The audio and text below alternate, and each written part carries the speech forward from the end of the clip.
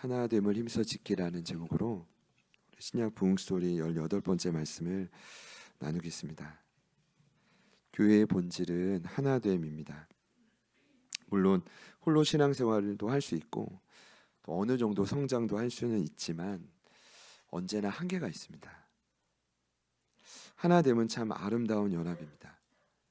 내게 부족한 것을 상대방이 채워주는 것이고 나 또한 상대방의 부족함을 채우는 것입니다. 특별히 이번에 중고등부 아이들에게 참여한 청년들도 있었지만 연합수련회는 처음 경험이었습니다. 저는 새로운 터전에서 정말 상상을 뛰어넘는 많은 배움이 있었을 것이라고 생각을 합니다. 그리고 제가 확신하건대 당장은 아니어도 시간이 갈수록 그때 2023년 초에 경험했던 그 연합집회의 추억들이 아이들의 인생 가운데 언젠가는 큰 버팀목이 될 것이라고 믿습니다. 어제 5시에 원래 우리 중고등 친구들이 모이면 안 되는 시간이었습니다. 네. 왜냐면 일주일 내내 함께 했으니까. 근데 어제 5시에 우리 중2 친구들이 본당에 모여서 찬양 합주를 연습하더라고요.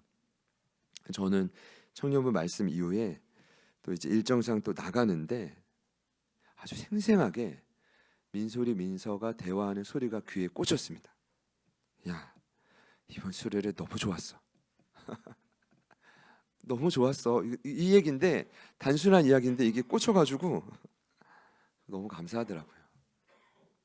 근데 제가 여러 이유가 있겠죠. 좋았던 여러 이유가 있겠지만 제게 주시는 강한 마음은 하나님은 연합 자체를 너무 기뻐하세요. 그러니까 내 교회가 모였잖아요. 저는 서로의 장점을 통해 그 부족함을 퍼즐처럼 채워갔다고 봐요. 그러니까 어느 한 교회도 없어서는 안 될 연합이에요. 근데 그것을 이제 아이들이 누리고 아마 그 감흥이 오래 갈 거라고 생각해요. 근데 어제도 계속해서 저희 황원이는 언제 수련회 다시 하냐요. 자꾸 듣다 보니까 협박하는 것 같더라고요. 저한테. 몰라 언제 할지 몰라. 아빠는 힘들어 죽겠어. 근데 이제 심지어 김해에서 올라온 은혜와 평강교회 목사님 성함도 여쭤보고 연세도 여쭤보고 축복의 넘치는 김태호 목사님 나이도 여쭤보고 이름도 여쭤보고 그래서 제가 이 아이가 좀 왜 그러나 그래서 아마도 그런 감흥을 좀 이렇게 잘 주체하지 못하는 것 같아요. 그래서 할렐루야. 저는 이제 무엇보다 교회의 머리 대신 예수님이 이 땅에 오신 이유도 하나됨을 위해 오셨어요. 에베소서 2장 13절과 4절입니다. 이제는 전에 멀리 있던 너희가 그리스도 예수 안에서 그리스도의 피로 가까워졌느니라. 그는 우리의 화평이신지라 둘로 하나를 만드사 원수된 것 곧 중간에 막힌 담을 자기 육체로 하셨다. 기본적으로 예수님은 죄로 인해 하나님과의 관계가 멀어진 우리를 회복시켜 주셨어요. 어떻게요? 십자가의 피로 담을 허무사 하나님과의 만남을 회복시켜 준 거죠. 아울러서 이제 서로 좀 대치하고 미워하는 관계들 또한 하나 되게 하시는 분이 우리 예수님이십니다. 그 예수님은 계속 그 하나됨과 연합을 원하시는데 저희 안에도 그런 부분들이 있을 수는 있겠지만 여러분에게 꼭 이분만큼은 없었다면 내가 좀 더 자유로웠을 텐데 라는 분과의 연합이 일어날 때 여러분 놀라운 회복이 있을 것입니다. 놀라운 은혜가 있을 것입니다. 그래서 예수님은 분열과 갈등을 넘어서 하나 되기를 너무나 원하시는 분입니다. 에베소서는 이러한 교회의 본질을 명확히 이제 가르쳐 주는데요. 사실 이 본문이 잠깐 제가 입이 자꾸 있네요. 본문이 저희들에게 좀 친숙할 거라는 생각이 듭니다. 왜냐하면 코로나가 한창일 때 2021년도 여러분 기억하시나요? 저희가 24차례 에베소서 강해를 했습니다. 제가 어제 유튜브 영상을 찾아봤더니 강해 주제가 나는 교회입니다 였습니다. 왜 이 강의를 했었냐 하면 전 세계적으로 코로나 팬데믹이 있을 때 모든 이제 교회의 가장 큰 관심사는 교회론이었어요. 도대체 교회가 이 위기를 어떻게 이겨나갈 것이냐. 우리 개개인도 교회인데 정말 진정한 교회, 참된 교회, 승리하는 교회는 어떤 모습이냐 라고 했을 때 가장 명확하게 소개할 수 있는 본문이 에베소서였을 겁니다. 아마 2021년도에 저희 교회뿐만 아니라 많은 교회에서 강해됐을 거라고 생각을 하는데요. 그때 저희는 아까 이제 우리 집사님 기도해 주셨지만 또 공사도 있었잖아요. 하나님 영혼을 계속 보내셨고 또 그 자리를 지금 채워 가시는데, 물론 하나님의 은혜로 지나왔지만 당시 예배소서 말씀을 통해 주셨던 힘이 정말 컸어요. 그래서 저에게는 좀 특별한 본문인데, 이번 신약 부흥 스토리 때는 한 번만 다루려고 합니다. 어떤 본문을 다뤄야 되나라고 고민했을 때, 여러분, 교회의 하나됨, 이게 에베소서의 주제라면 총 6장이거든요. 제가 볼 때는 이 6장이 전반부와 후반부로 나눠진다고 생각합니다. 먼저 전반부 1장부터 3장은 하나됨의 이론, 후반부 4장부터 6장은 하나됨의 실천입니다. 그럼 오늘 본문은 그 실천의 핵심이에요. 그리고 핵심이 어디에 담겨져 있냐면 3절에 있습니다. 3절, 성령이 하나 되게 하심을 힘써 지키라. 특별히 바울은 무엇으로 하나 되게 하심을 지키래요? 평안에 매는 줄로 지키라고 말합니다. 같이 한번 따라할까요? 평안에 매는 줄. 네. 아까 그 평강이 주님의 마음을 보고, 주님의 평강이 찾아오면, 찾아오면, 제가 설 듣다가 내가 해야 될 이야기인데 집사님 먼저 하시면 안 되는데, 여러분 그 평강 이야기를 오늘 좀 하려고 하는데, 보세요. 결론은 간단해요. 하나됨을 힘써 지키는 것이 내 힘이 아니라 평안에 매는 줄로 가능하다는 거예요. 이해되십니까? 네. 오늘 4절부터 6절을 보니까 하나님도 한 분이고 너희도 하나, 몸도 하나, 성령도 한 분, 이와 같이 너희도 부르심의 한 소망 안에서 부르심을 받았다. 이 말의 결론은 뭐냐면, 자, 하나 되는 자로 저와 여러분은 반드시 서야만 한다는 겁니다. 여러분은 하나 되는 자로 서고 계십니까? 자, 중요한 것은 제가 볼 때는 평안에 매는 줄의 구체적인 의미를 깨닫는 것입니다. 만일 이 의미를 저와 여러분이 정확히 안다면 하나님을 유지하는데 큰 힘이 될 것이라고 생각을 합니다. 여러분, 평안이 무엇입니까? 말씀에는 에이레네라는 단어인데, 우리 어제 큐티 본문에 평강, 평화라는 단어가 또 나왔습니다. 사무엘상 본문에요. 사무엘이 사는 날 동안에 이스라엘은 평안했어요. 되게 소망이 되더라고요. 사무엘이 미스바 부흥 이후에 딱 버티고 순회 사역을 하는데 놀랍게도 평화로워요.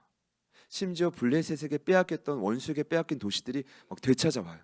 제가 어제 이 말씀을 청년들과 나누면서 너무 소망이 든다는 이야기를 했는데, 여러분, 샬롬이든 에이레네든 평화든 평안이든 평강이든 중요한 건, 이 평안은 단순한 마음의 안정감이 아닙니다. 그냥 이제 마음에서 느껴지는 좋은 감정만을 의미하지 않는다는 거예요. 이 평안을 연구해 보면 이런 결론을 내립니다. 평안의 참 의미는 부족함이 없는 상태입니다. 좀 다른 각도로 보면 넘치는 상태예요. 그럼 그 상태를, 평안을 유지할 수 있는 비결이 무엇일까? 이게 제 고민입니다. 제가 너무 이제 계속 이렇게 고민하는 이유는, 평안에 매는 줄로 힘써 지킵시다 하고 끝낼 수도 있지만, 그러면 평안이 목사님 지금 말씀하신 좋은 감정을 넘어서서 그 부족함이 없는 상태인 평안을 도대체 어떻게 경험합니까? 라는 질문을 할 수 있잖아요. 여러분, 그래요 안 그래요? 네, 그래요. 중고청 연합 때 그래요 안 그래요? 이거 지금 너무 많이 했더니 제가 보통 이제 어른들은 한 30%만 그래요 안 그래요 하면 되는데, 아이들은 한 200% 해야 되거든요. 그래도 좋은 아이들도 있고 아마 뛰쳐나가고 싶은 아이들도 있었을 거예요. 그래도 저는 선포된 복음이 아이들을 언젠가는 회복시켜 줄 줄 믿습니다. 그래서 해야 되는데 단에서 이렇게 막 끌어와야 되는 게 안 돼가지고요. 이해해 주십시오. 지체들을 하나 되게 하는 매는 줄이 필요한데, 제가 이제 먼저 좀 특이한 건 줄의 이름이 평안이에요. 그 에베소서는 특별히 이제 어떤 신앙의 무기 앞에 이름들이 많이 붙어 있단 말입니다. 6장을 보면은 전신갑주가 나오죠. 여기서는 매는 줄의 이름이 평안이지만 6장 하나님의 전신갑주에서는 움직이는 신발의 이름이 평안이에요. 허리띠 이름은 뭡니까? 말씀이 진리고요. 투구의 이름은 구원이죠. 그러니까 이 바울 사도가 어떤 건 하나 실수가 없는 거예요. 공동체를 하나 되게 하는 힘이, 그 줄이 필요한데 그 줄이 반드시 평안이라는 거죠. 그렇다면 이 평안을 어떻게 가져오냐 이거예요. 하늘로부터 이 평안을 어떻게 끌어당기냐 이거죠. 원리를 오늘 말씀이 말하고 있는데, 저는 그 원리가 바로 부흥의 원리입니다. 오늘 제가 여러분과 나누고 싶은요, 그건 다름 아닌 각자 부르심을 받은 일에 합당하게 행하는 것입니다. 우리 1절 말씀을 다 같이 한번 읽어봅시다. 시작.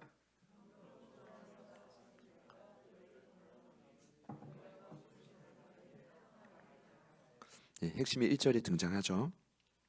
저희 각자를 부르신 부르심을 받은 일에 합당하게 순종할 때 평안에 매는 줄이 공동체를 자연스럽게 지킨다는 겁니다.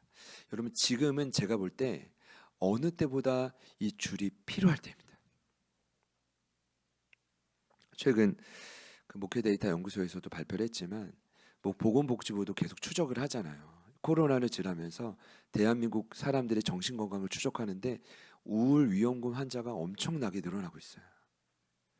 최근 목회 데이터 연구소를 보니까요, 외로운 한국인에 대한 조사가 있었습니다. 나는 평소에 일상생활에서 극도로 또는 매우 크게 외로움을 느낀다고 대답한 대상자들이 무려 55%나 됩니다. 그러니까 이것을 그대로 우리 제자들, 그 좀 어렵긴 하지만 그대로 적용해 보자면 절반 이상이 하루에 극도로 매우 크게 외로움을 느낀다는 거예요. 최근 조사를 보니 특별히 서울 노인들, 돌봐주는 사람이 없을 때 나 혼자 고독사할 가능성이 높습니다라고 대답한 분이 30%가 넘습니다. 아이러니하죠. 가장 비싼 땅인데, 가장 밀집된 곳인데 외로움이 가장 극도로 높다는 겁니다. 한국의 하루의 자살자 수가 37명입니다. 정확히 말하면 36.6명인데, 시간당 자살자 수가 1.5명에 달한다고 합니다. 한 시간에 1.5명씩 죽어갑니다. 그런데 OECD 국가 중에 압도적 1위라고 합니다. 이걸 비교해 보면 2위가 일본이고 3위가 미국인데, 인구 10만 명당 한국은 24명의 자살자라면 일본은 15명, 미국은 14명이요. 이거 참 아이러니한 겁니다. 잘 사는 나라들인데, 발전하는 나라인데 외로움은 점점 더 커져간다는 거죠. 저는 여러분, 저희도 사람이기 때문에 별반 차이가 없다고 생각하는 사람입니다. 그래서 제 결론은 그 어느 때보다 평안에 매는 줄로 힘써 지킬 때가 지금이라는 거죠. 누군가는 평안에 매는 줄로 무장되어서 그 줄을 던져서 끌어당겨서 묶어야 될 때가 지금이라는 겁니다. 그런 의미로 옆에 있는 분들께 이렇게 한번 인사해 보겠습니다. 제가 묶어드리겠습니다. 네, 뭐 부담스러운 인사입니까? 한 번 더 해봅시다. 평안으로 묶어보겠습니다. 네, 감사합니다. 평안에 매는 줄로 공동체를 지키는 것이 부흥입니다. 그럼 오늘 4장 전체의 내용은 이런 내용입니다. 어떻게 하면 평안을 누리는 핵심은 각자의 부르심에 합당하게 행하는 것인데, 그 부르심에 합당하게 행하는 세부 원칙을 오늘 본문에서 말하고 있습니다. 바울 사도가 첫 번째로 말하는 원칙은 나의 역할을 명확히 찾는 것입니다.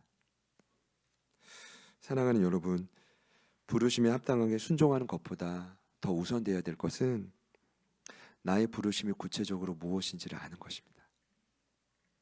2절을 보면 그 역할을 감당할 때 바울 사도가 높아심에 이런 말합니다. 꼭 겸손과 온유를 해야 돼. 오래 참음과 사랑 가운데서 꼭 용납해야 돼. 우리 지난주에 온유를 다뤘죠. 절제된 마음으로 해야 돼. 권고합니다. 근데 여러분, 이러한 성품과 태도보다 더 중요한 건 여러분의 자리를 찾는 일입니다. 저는 2절에서 말하는 이런 성품과 태도요, 저희가 평생 가도 갖추기 어려운 태도라고 믿습니다. 근데 여러분, 그것도 쉽지 않은데 내 자리가 아닌 곳에서 저와 같은 성품과 태도를 유지한다는 건 훨씬 더 어려운 일입니다. 제가 드리고 싶은 말씀은 무언가를 갖추기 이전에 가장 중요한 건 나의 자리를 먼저 찾아가는 것입니다. 저는 예수님이 교회의 머리시고 저희가 몸의 지체이기 때문에 이미 저희들의 역할은 정해져 있다고 믿습니다. 말씀을 준비하면서 주신 마음은 여러분, 교회가 굉장히 신비로운 단체입니다. 왜냐하면 이곳에서 나의 역할을 지키잖아요. 그럼 세상에서도 나의 길이 열릴 것입니다. 그게 참 신비롭죠. 여기서는 하등이 하는데 세상에서 열심을 낼 때 이게 안 맞는 거예요. 항상 우선순위가 있는 거거든요. 항상 먼저 해야 될 일이 있는 거예요. 근데 여러분, 교회 안에서의 지체의 역할이 그냥 내가 떨어지고 싶어서 떨어지고 아니라 이 자리를 지킬 때 이게 흘러간다는 거죠. 어떤 분은 손, 어떤 분은 발, 어떤 분은 다리, 어떤 분은 심장, 혈관까지 다양한 몸의 일부를 이미 여러분은 예수님 교회 머리고 제자들 교회 구성원이 될 때 이미 차지하고 있는 거라고요. 제가 이제 그 새가족반 사주차 때 꼭 질문 드리잖아요. 그 지체가 되셨는데 축하하는데 어떤 역할을 하고 싶냐고. 근데 많은 분들의 대답이 있었지만 제가 아직도 잊혀지지 않는 건 늘 간증도 하지만 우리 이상복 안수 집사님께서 제가 눈을 보면서 저 아무 지체도 하고 싶지 않다고 했던 말이 있었어요. 제가 귀를 의심했잖아요. 아무 지체도 하고 싶지 않다고 그랬더니 이제 웃으시면서 뭐든지 주님이 시키시면 하겠다고. 근데 그 말씀이 너무 감동으로 들려고. 왜냐하면 저도요, 때로는 아무 지체도 하고 싶지 않을 때도 있거든요.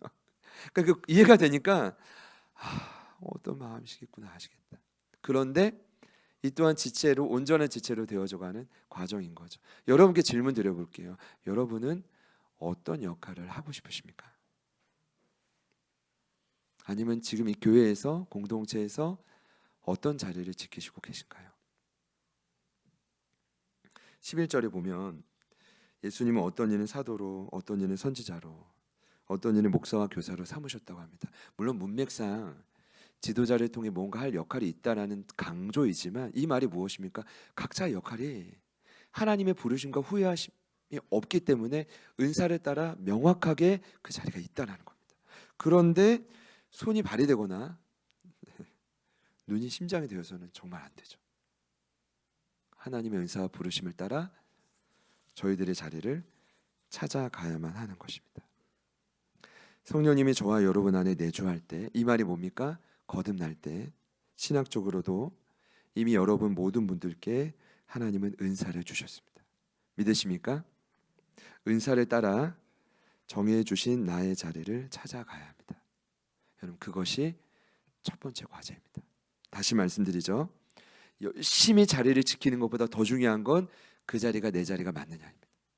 모두 다 나의 자리로 찾아가시기를 축복합니다. 축복합니다.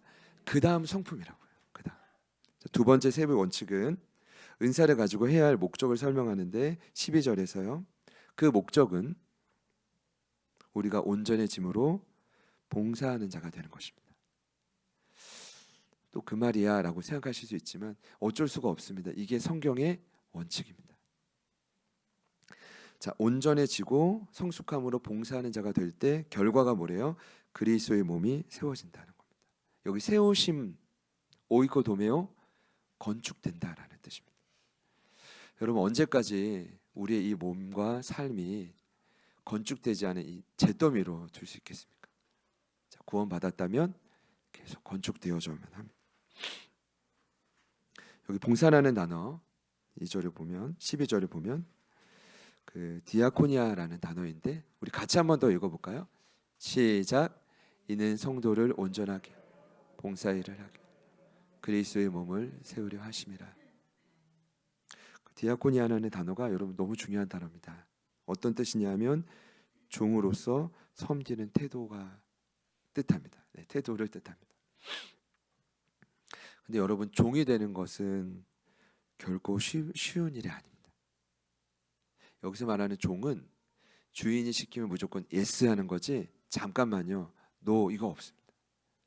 그렇기 때문에 그 종의 자리로 간다라는 건 여러분 경험해 보셨겠지만 때로는 굉장히 억울하고요, 또 답답하고요. 또 속이 상하는 일이 꽤 많습니다. 그래서 온전함으로 봉사자가 되는 겁니다. 여기서 말하는 온전함이란 온전해진다는 뜻은 정확하게 표현하면 훈련입니다.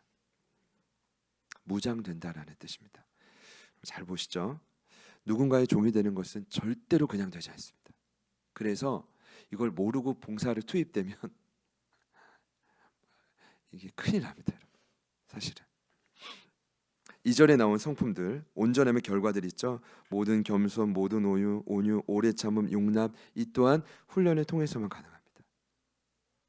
자, 그럼 왜 저와 여러분이 굳이 이렇게 온전해져야만 합니까? 제가 어제 이런 질문이 들더라고요. 근데 말씀을 준비하는데 제 안에 성령님이 주시는 마음이 뭐냐면, 야, 네가 온전해졌냐? 이런 마음을 주시더라고요. 이 말이 뭐냐면, 저와 여러분이 온전해지고 싶어서 온전해지는 게 아니라 이미 예수님을 믿은 그 다음부터는 하나님의 환경을 통해 저와 여러분을 훈련시키고 있다고요. 무장시키고 있다는 거예요. 빚어가고 있다는 거죠. 그래서 꼭 그 온전함을 이루기 위해 하나님은 저와 여러분을 어디를 통과하게 하세요? 광야를 통과하게 하시죠. 그럼 왜 굳이 저와 여러분이 온전하게 변화되어져야만 할까요? 오늘 두 번째 세부 원칙에 나온 것처럼 저희들이 온전해져야 될 목적은 누군가의 종이 되어 섬기기 위함입니다. 여러분, 이것이 예수님을 닮아가는 최선의 길입니다. 13절에서 말하는 그리스도의 장성한 분량의 충만. 쉬운 성경은 뭡니까? 저분을 딱 봤는데 와, 예수님과 똑같다 이겁니다. 근데 그 예수님과 똑같은 모습의 가장 중요한 특징이 뭡니까? 온전한 자가 되어 누군가의 종이 되는 것입니다. 그게 예수님의 모습이고, 인자가 그렇게 섬기기 위해, 종이 되기 위해 또 이 땅에 오신 것입니다. 저와 여러분의 은사를 지속하여 또 그 자리에서 서로를 섬길 때 저는 이러한 효과가 일어나기를 간절히 소망합니다. 근데 오늘 좀 특이한 점이 뭐냐면, 이 사도 바울의 이 말씀의 표현들이 어느 하나 빠짐이 없어요. 12절, 13절, 14절 말할 때 특별히 바울은 오늘 이 온전함의 상태를 요동하지 않음이라고 소개합니다. 14절을 제가 한 번 더 읽겠습니다. 이는 우리가 이제부터 어린아이가 되지 아니하여 사람의 속임수와 간사한 유혹에 빠져 온갖 교훈의 풍조에 밀려 요동하지 않게 하려 함이라. 분명히 나와 있죠. 나의 자리를 찾고 성장해 가는 과정 속에 반드시 나타나는 특징이 있는데, 여러분, 요동치 않는 것입니다. 늘 나의 자리에 그대로 있는 것입니다. 확신합니다. 이렇게 설명을 드릴게요. 시간이 지나고 성숙한다고 해도 방해가 줄어드는 것은 아닙니다. 공격은 엄밀히 말하면 더 거세집니다. 한 영혼이 영적 거장이 되면 될수록 방해와 공격은 더 거세집니다. 근데 맷집으로 이겨나가는 거예요. 원리를 아니까 거뜬히 이겨나갈 뿐이고 티를 안 낼 뿐이지 그 무게는 더 커져가는 것입니다. 이해가 되십니까? 빌립보서 1장 말씀에 나오잖아요. 1장 27절에 복음에 합당한 생활을 하면 대적하는 자들은 더 많아져요. 눈덩이처럼. 그런데 바울 사도가 말하잖아요. 뭐라고 말합니까? 두려워하지 말라. 이것이 너희에게는 기쁜 소식이요 대적자들에게는 멸망의 소식이다. 그들도 아니까 공격을 하는 거거든요. 제가 드리고 싶은 말씀은, 저와 여러분이 온전해지면 온전해질수록 여기 14절의 말씀처럼 사람의 속임수, 간사한 유혹, 온갖 교훈의 풍조가 끊임없이 밀려옵니다. 지금도 여러분에게 밀려오는 게 정상입니다.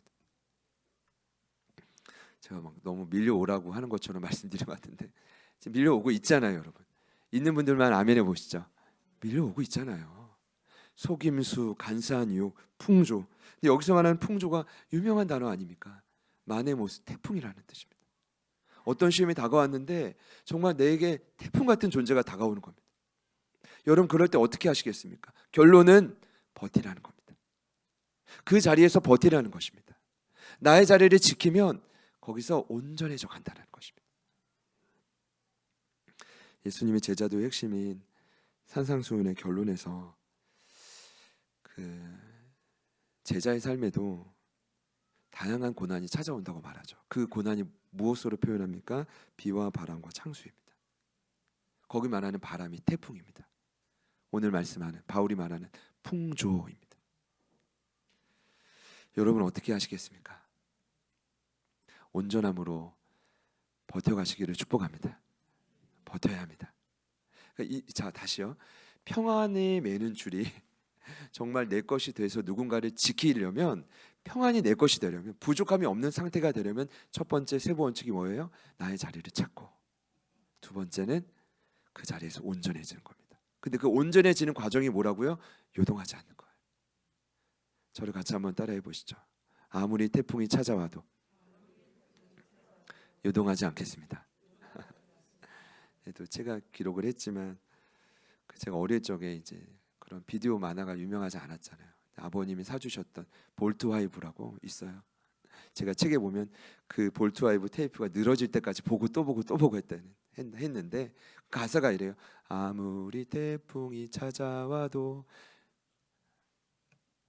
하지 않겠습니다. 비바람이 몰려와도 우린 지킨다 지구 평화, 내용입니다. 거기는 볼트와이브인데 제 책에 기록했잖아요. 예수님 넣으면 딱인 거예요. 예수님이 주시는 평안으로 지구를 지키고 교회를 지키고 내 가정과 일터를 지키는 거죠. 할렐루야. 그래서 이제 오늘 있었는데 내일 없으면 안 되잖아요. 그러면 그 도움을 받았던 분이 내일 충격을 받을 거예요. 이분 어디 갔지? 이렇겠죠. 그런 일이 저희 안에서는 없었으면 좋겠습니다. 없을 거라고 믿습니다. 마지막 원칙입니다. 마지막 원칙은 사랑입니다. 사랑 안에서 서로를 바라보는 태도입니다. 15절 말씀을 제가 읽겠습니다. 오직 사랑 안에서 참된 것을 하여 범사에 그에게까지 자랄지라. 그는 머리니 곧 그리스도라. 여러분, 이런 결론입니다. 아무리 자리를 잘 찾고 그 자리를 지켜도, 그 자리에서 흔들리지 않으려 노력해도 사랑이 없으면 평안에 매는 줄은 완성되지 않습니다. 여러분, 사랑이 빠진 줄은 평안에 매는 줄이 아니라 아마도 미움과 원망의 줄이 될 것입니다. 그 줄은 보기만 해도 무서울 겁니다. 내 목 죄로 오는 줄같이 여길 것입니다. 그리고 교만과 비판의 줄이 될 가능성이 큽니다. 뭐가 빠지면요? 사랑이 빠지면요. 바울이 고린도 교회를 향해서도 하나됨을 위해 외친 건 나중 결론이 나와요. 정말 은사자들이 많았거든요. 막 신비로운 경험도 하고 아마 죽은 사람을 낫게 할 정도로 강력한 은사자들도 있었을 겁니다. 그런데 중요한 건 바울 사도가 말하죠. 하나가 되지 않는 겁니다. 참 희한하죠. 타고난 사람이 그렇게 많은데 연합이 되지 않는 것입니다. 그래서 12장 말미에 이렇게 말합니다. 더욱 큰 은사를 알려줄게. 그 은사가 무엇일까요? 사랑입니다. 내가 사람의 방언과 천사의 말을 할지라도 사랑이 없으면 소리나는 구리와 울리는 꽹과리가 되고, 내가 예언하는 능력이 있어 모든 비밀과 모든 지식을 알고 또 산을 옮길 만한 믿음이 있을지라도, 모든 믿음이 있을지라도 사랑이 없으면 내가 아무것도 아니요. 내가 내게 있는 모든 것으로 구제하고 또 내 몸을 불사르게 내줄지라도 사랑이 없으면 내게 아무 유익이 없느니라. 저 생각해 봤어요. 만약 제 주변에 몸을 불사르게 내주고 모든 것으로 구제하는 분이 있다면 저는 박수 쳐드릴 것 같아요. 그런 분들에게 사랑이 있냐 없냐 못 따질 것 같은데 바울 사도는 아주 가차 없어요. 무엇입니까? 아무리 모든 것으로 구제하고 네 몸을 불사르게 내줄지라도 사랑이 없으면 아무것도 아니라는 겁니다. 여러분, 이 말이 맞나요? 맞습니다. 바울이 16절에 표현한 비유를 보면 마치 예수님의 사랑을 온 몸속에 흐르는 피처럼 비유했더라고요. 그에게서 온 몸이 각 마디를 통하여 도움을 받는다고 되어 있죠. 그가 여기서 말하는 문맥상 누굽니까? 예수님의 사랑이고 그 십자가의 피입니다. 사랑의 증표인.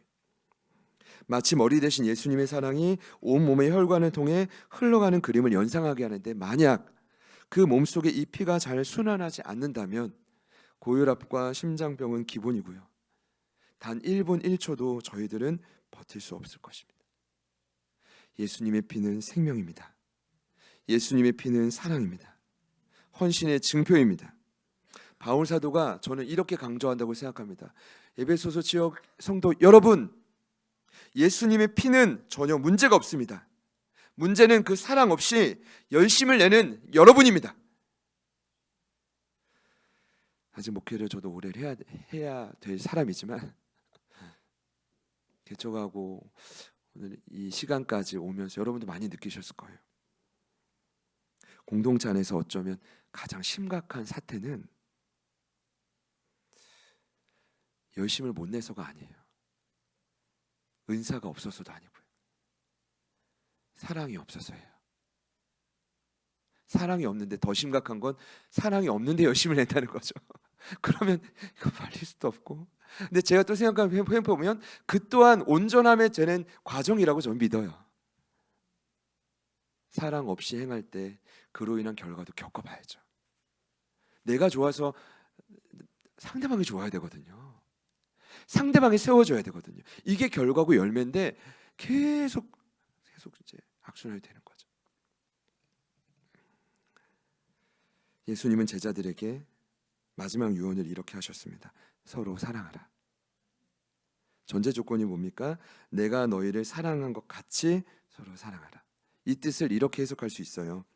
너희 앞으로 나처럼 사랑할 수 있어. 성령이 불처럼 바람처럼 임하면 너희도 나처럼 사랑할 수 있어. 그러나 두 번째 해석은 이렇습니다. 너희를 향한 나의 사랑을 힘입어서 사랑해야 돼 이거예요. 그럼 맞죠? 우리 힘으로는 바로 옆에 있는 동료를 사랑할 수가 없어요. 내 가족조차 내 몸처럼 아낄 수가 없어요. 항상 모든 문제의 중심은 납니다.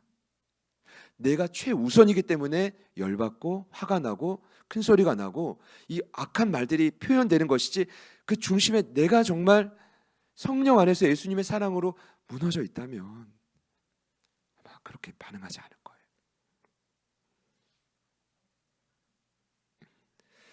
여러분, 그래서 날마다 그분을 바라봐야만 합니다. 어떻게든 우리의 시선을 사람도 아니고 하루에도 정말 제가 그런 거 수백 번 정말 수십 번 바뀌는 이 마음도 아니고 다른 세상의 어떤 요소도 아니고 그 시선을 누구에게 고정해야 돼요? 예수님께 고정해야 돼요. 예수님을 향해 있어야 그러할 때 교회 지체들은 서로를 섬길 수 있고 그제서야 부족함 없는 그 완벽한 에이레네, 그 평안이 나의 것이 되는 거죠. 나의 것이 되는 거예요. 그럼 줄로 엮으라고 하지 않아도 엮을 사람들이 막 보여질 거예요. 보여질 겁니다. 엮여가는 거죠. 계속. 사랑하는 여러분, 성령이 하나 되게 하심을 지키길 원하십니까? 하나 되게 하심을 지키길 원하십니까? 네. 오늘 세부 원칙이 나옵니다. 첫 번째 무엇이었죠? 나의 자리를 지키는 거예요. 죄송합니다. 나의 자리를 정확히 찾는 거예요. 두 번째는 그 자리를 지키는 거죠. 그러면서 온전해져 가는 거예요. 마지막 가장 중요한 건 사랑이 나를 통해 흘러가는 것입니다. 어제 한 자료를 좀 접하게 돼서요. 이랬구나라는 깨달음이 있었는데, 그럼 아우슈비츠라는 수용소 들어보셨을 겁니다. 독일 나치의 강제 수용소인데 제2차 세계대전 당시에 폴란드 남부 지역에 있었던 집단적으로 학살했던 수용소입니다. 아마 2차 세계대전 당시에 정말 세상에서 어두웠던 장소들이 많았을 거예요. 아마 그 중에서도 가장 흑암이 깊었던 곳이 아닌가 싶어요. 조사를 했는데 생존한 사람들을 대상으로 인터뷰를 했단 말입니다. 당신은 어떻게 생존할 수 있었습니까? 근데 놀랍게도 생존의 기본 단위에 대한 이 질문 앞에 이런 답이 나왔어요. 생존한 사람의 특징은 강인한 개인이 아니라 안정된 짝이래요. 제 발음이 정확한가요? 안정된 짝. 무슨 말이냐? 너무 외롭고 죽고 싶을 때 나의 이 마음을 믿고 터널 수 있는 짝이 그 수용소에 있다면 그 사람은 버틸 수 있었던 거예요. 너무 고문이 심하고 너무 손 하나 들 힘이 없어가지고 내 밥조차 뜰 힘이 없을 때 짝이 본인 수저로 그 밥을 떠서 입에 넣어주면 그 힘으로 살 수 있다는 거예요. 이게 평안에 매는 줄인 거죠. 저는 정말 중요한 시기입니다, 여러분. 우리 제자들 교회가 여러분 모두에게 안정된 짝이었으면 좋겠어요. 어떠한 흑암이 찾아와도, 어떠한 고통이 앞으로 이 세상에 찾아온다 할지라도, 만약 저와 여러분이 하나님이 후회하심 없이 부르신 그 자리에서 굳건히 지키며 사랑으로 충만하다면 나를 통해 계속 하나 되는 역사가 있겠죠. 부디 이 평안에 매는 줄이 저와 여러분의 강력한 무기가 되기를 축복합니다. 축복합니다.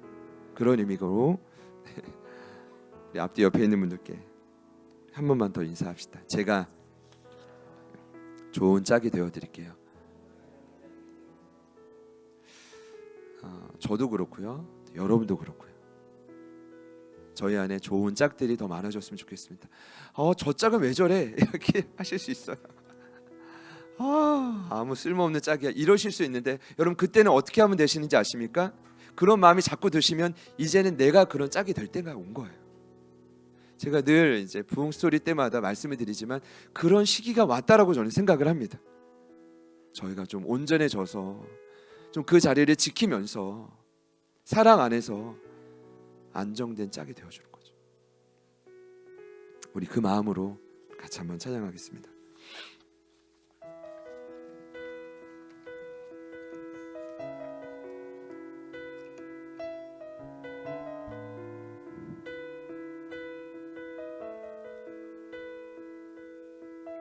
내게로부터 눈을 들어 주를 보기 시작할 때 주의 일을 보겠네. 내 작은 마음 돌이키사 하늘에 꿈꾸게 하네. 주님을 볼 때 내게로부터 눈을 들어 주를 보기 시작할 때 주의 일을 보겠네. 내 작은 마음 돌이키사 하늘에 꿈꾸게 하네. 주님을 볼 때 모든 시선을 주님께 드리고 살아계신 하나님을 느낄 때 내 삶은 주의 역사가 되고 하나님 일하기 시작한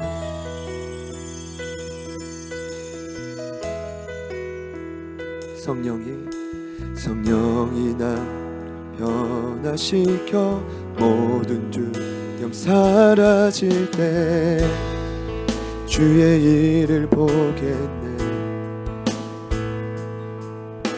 황폐한 땅 한가운데서 주님 마음 알게 되리. 주님을 볼 성령이 나를 변화시켜 모든 두려움 사라질 때 주의 일을 보겠네. 황폐한 땅 한가운데서 주님만 알게 되리. 주님을 볼 때 모든 시선을 주님께 드리고 살아계신 하나님을 느낄 내 삶은 주의 역사가 되고 하나님이 모든 모든 시선을 주님께 드리고 전능하신 하나님을 느낄 때 전능하신 하나님을 느낄 때 세상은 주의 나라가 되고 하나님이 일하기 한번 더 고백합시다. 모든 시선을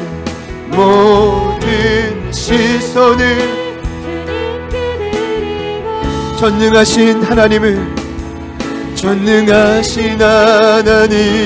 느낄 때 세상은 주의 나라가 되고 하나님이 일하기 시작하. 함께 기도하길 원합니다. 기도하실 때 사람의 속임수와 간사한 유혹과 온갖 교훈의 풍조가 넘치는 세상입니다.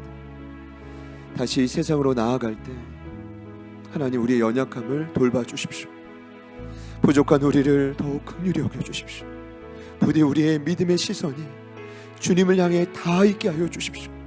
예수님의 생명과 그 사랑, 그 십자가의 피가 우리에게 흘러와 하나님 나로 하여금 흔들리지 않는 안정된 짝이 되게 하여 주십시오. 하나님 우리로 하여금 평안에 매는 줄이 살아 움직여 흔들리는 영혼을 지키며 흔들리는 영혼을 부흥케 하는 통로로 우리를 사용하여 주십시오. 하나님 그러할 때 우리 교회뿐만 아니라 내가 속한 가정과 모든 일터와 사업장마다 위대한 부흥이 흘러가게 될 줄 믿습니다. 주여 도와주십시오. 성령님 우리를 변화시켜 주십시오. 다시 한번 우리를 강한 독으로 세워주십시오. 우리가 간절히 한번 주님 이름 부르시고 기도하며 나아갑니다. 주여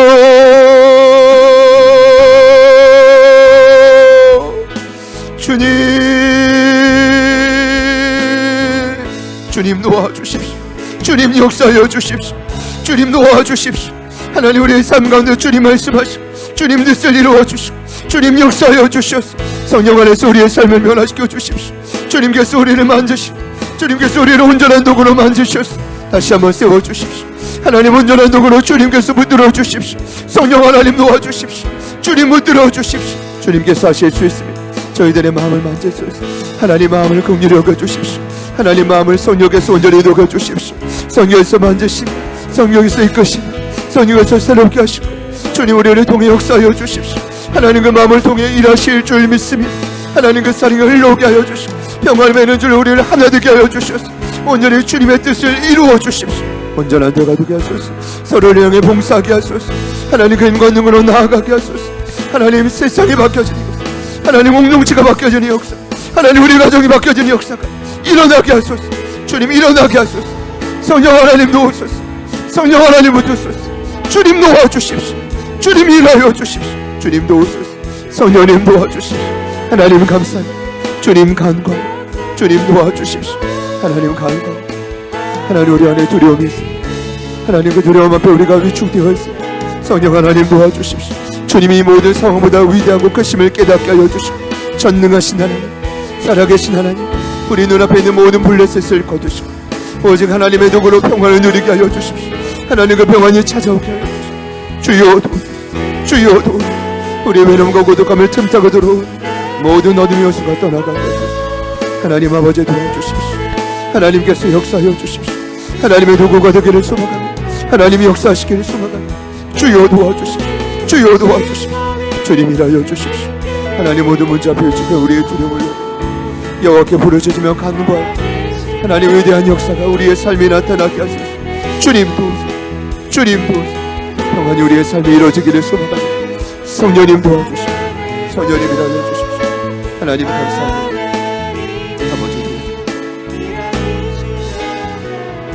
한 번 더 같이 기도하실 때 그 평안이 우리에게 찾아올 때 우리 안에 가로막고 있는 모든 두려움을 주님 앞에 내려놓읍시다. 주님 주시는 마음은 눈앞에 보이는 블레셋 소리로 인해 두려워하지 말라는 것입니다. 전능하신 하나님, 살아계신 하나님이 그 어떤 블레셋보다 더 강하다라는 것입니다. 우리에게 두려움을 가져오는 그 요소가 무엇입니까? 전능하신 하나님, 살아계신 하나님, 모든 블레셋을 뿌리 뽑으시고 하나님의 도구로 우리를 담대하게 변화시켜 주십시오. 우리 한 번 더 우리의 마음을 올려드리며 간절히 한번 기도합니다. 주여,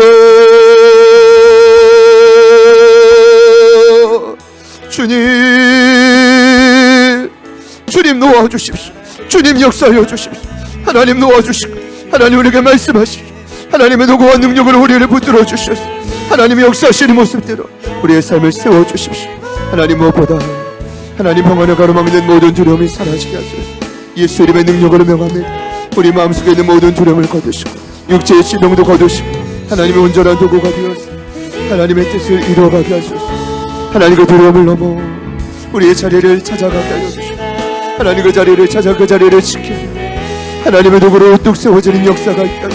하늘로부터 평안이 임할지어 하나님 그 위대한 평안이 임할지어 하나님 그 평안이 임하게 하여 주시고 주여 도와주십시오. 주여 도와주십시오. 주님 도와주십시오. 성령님 도와주십시오. 성령님 도와주십시오. 하나님 도와주십시오. 주님 도와주십시오. 성령님 도와주십시오. 성령님이라서 우리의 삶에 일하신 하나님의 마음을 올려 하나님의 두려움을 거두시고 하나님의 평안 하나님의 사랑 가득 채워주십시오. 주님께서 하실 위대한 일들을 기대하고 성령님 도와주십시오. 성령님 역사하여 주십시오. 하나님 감사합니다.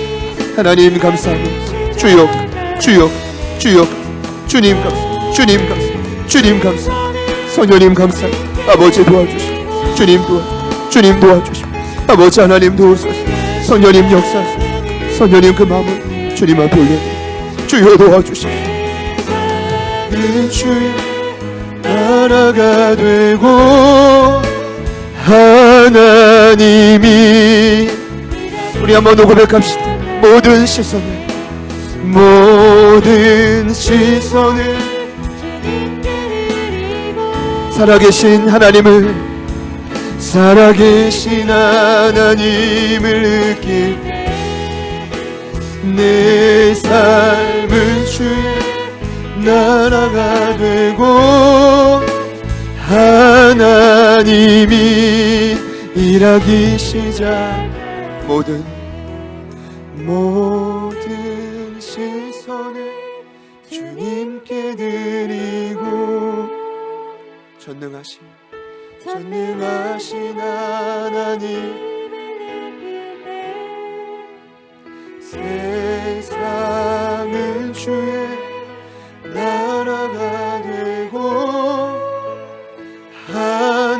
하나님이 우리 마지막으로 고백합시다. 모든 시선을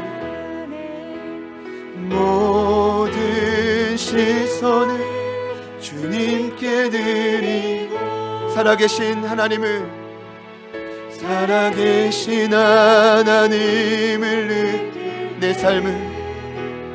내 삶은 주의 역사가 되고 하나님이 일하기 시작하네. 두려운 마음을 거두시고 예수님의 사랑으로 감싸 안으셔서 주님 그토록 원하시는 평안을 매는 줄은 우리 사랑하는 가족들의 마음속에 깊이 새겨 주십시오. 또 다른 누군가의 도움이 아닌 이제 내가 온전함으로 누군가의 부족함을 채우는 안정된 한 사람이 되게 하여 주옵소서. 하나님 공동체가 평안을 매는 줄로 힘써 지킬 뿐 아니라 우리가 마주한 우리 가정과 모든 일터에 찾아온 수많은 유혹 앞에 수많은 고민과 번민 앞에 주님의 도우심으로 승리하는 역사가 이 한 주간 2월 한 달 강력하게 이루어질지어다. 우리를 방해하고 분열시키며 사랑 없이 행하게 만드는 모든 사단의 관계는 예수 이름의 능력 앞에 떠나가게 하여 주시고 어떤 사단의 불신과 오해에도 넘어지지 않고 평안의 매누줄로 하나 되는 한 주가 되게 하여 주옵소서. 사랑하는 가족들을 주님 강한 손에 믿음으로 올려드리며 이제는 우리 구주 예수 그리스도의 은혜와 하나님 아버지의 변함없는 신실하신 사랑하심과 성령님의 내주 충만 교통 위로하심의 역사가 이부 예배에 참여한 모든 예배자들 머리 위에 저희들을 통해 하나 되게 될 이 땅의 외로움과 고독함으로 방황하는 수많은 영혼들 삶의 터전 위에 그리고 태중에 있는 샬롬이부터 한장희 명예장로님까지 또 한 주간 흩어져 살게 된 사랑하는 가족들의 모든 삶의 터전 위에 지금부터 영원토록 함께 하시기를 간절히 축원하옵나이다. 아멘.